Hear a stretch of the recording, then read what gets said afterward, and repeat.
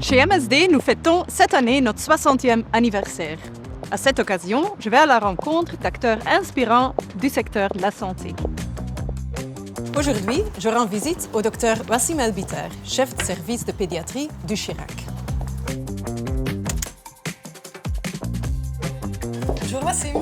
Bonjour Catherine, félicitations pour les 60 ans de MSD en Belgique.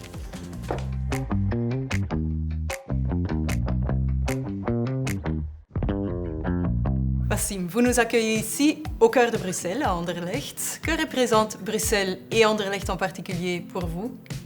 Bruxelles et plus précisément Anderlecht qui est derrière nous maintenant, c'est ma vie, c'est là où je vis, c'est là où je travaille. C'est mon quotidien, au fait, je suis là tous les jours, tous les matins, tous les soirs et même j'y passe des nuits avec les petits patients, les familles que je soigne avec amour. En tant que pédiatre, vous voyez les enfants vraiment au moment clé dans leur vie où des décisions importantes doivent se prendre sur leur santé. Par exemple pour la prévention, la vaccination. Comment voyez-vous votre rôle?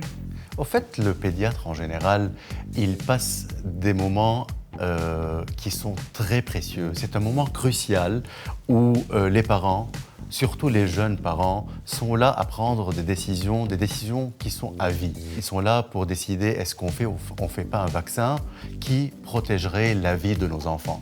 Donc, en tant que pédiatre, je dois promouvoir la santé, promouvoir la prévention de toutes les maladies les plus graves.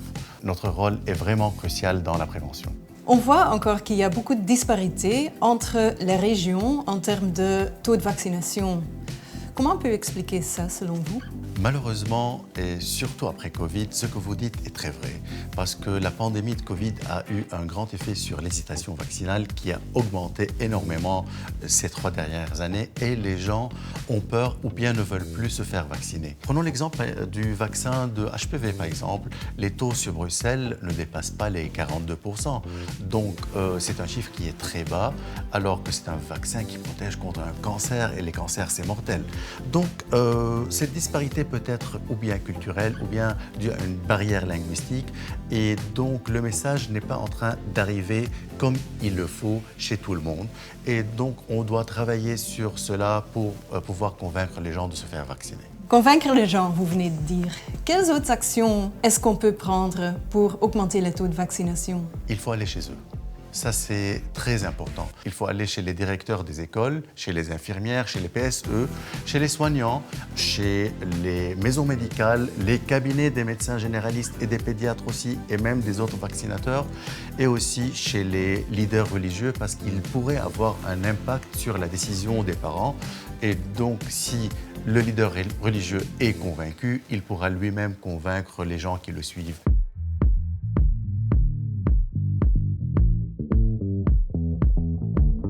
Chez MSD, nous développons des médicaments et vaccins innovants. Donc, l'innovation est vraiment au cœur de notre activité. Selon vous, quel rôle peut jouer l'innovation dans la prévention?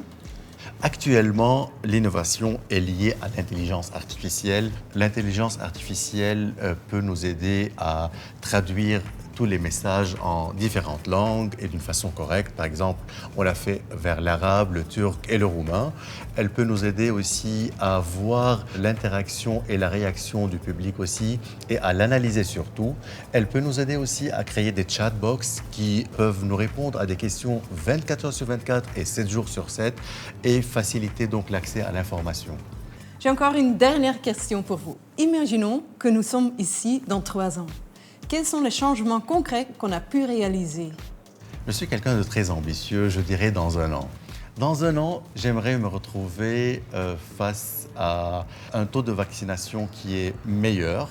Donc aussi avec des applications et des outils qui utilisent l'intelligence artificielle pour avoir un accès plus facile aux gens et faciliter aussi la fluidité du parcours dans les écoles pour la vaccination, surtout contre HPV. Cela peut être à travers des messages de rappel aux parents, peut-être aussi organiser le passage des PSE et des équipes soignantes, aussi un chatbox pour les questions-réponses des parents tout le temps. J'aimerais avoir une chose très importante, c'est que les parents me disent un jour, on a tout compris, on est confiant. Merci pour cette conversation. J'espère qu'on pourra continuer à travailler ensemble pour atteindre ces objectifs dans un an. C'est moi qui vous remercie.